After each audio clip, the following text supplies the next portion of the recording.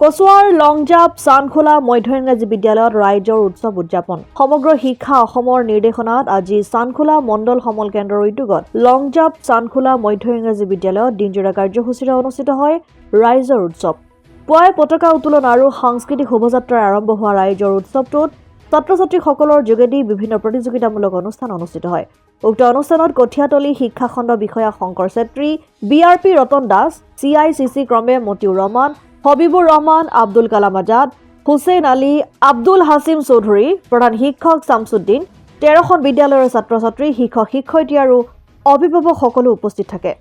সমগ্ৰ শিক্ষা অসমৰ নিৰ্দেশনাত অনুষ্ঠিত হোৱা ৰাইজৰ উৎসৱৰ জৰিয়তে ছাত্ৰ-ছাত্ৰীসকলৰ শৈক্ষিক উৎকৰ্ষ সাধন হ'ব বুলি মন্তব্য কৰে কচুৱাৰ পৰা গুলজাৰ হুছেইনৰ ৰিপৰ্ট অসম আদিত্য এনকেএছ হুণ্ডাইলৈ স্বাগতম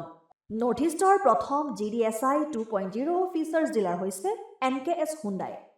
অত্যাধুনিক সা-সুবিধাৰে তৈয়াৰী মোষ্ট আপডেটেড হুণ্ডাই ডিলাৰ এতিয়া ডিব্ৰুগড়ত আমাৰ এনকেএছ হুণ্ডাই ডিলাৰত open sales consulted room customer ৰুমৰ লগতে